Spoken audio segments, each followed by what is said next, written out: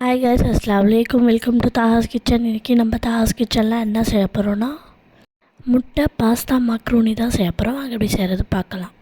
தக்காளி, வெங்காயம், பச்சை மிளகா, கொத்தமல்லி, அதுக்கப்புறமா மஞ்சள் தூள், மிளகாய் தூள், உப்பு, கரம் மசாலா, மேகி மசாலா, பட்டை, லவங்கம், ஏலக்காய், பிரிஞ்சி இலை.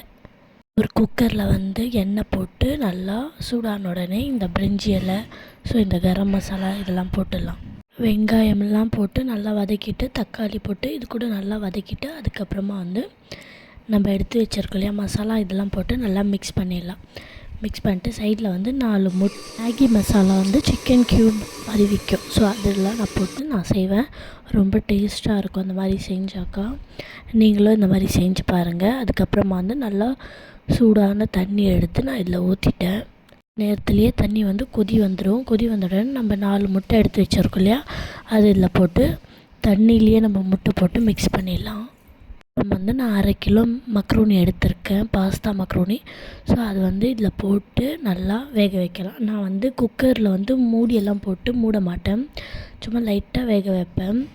அதே எனக்கு டேஸ்ட்டு நல்லாயிருக்கும், வெந்துடும்.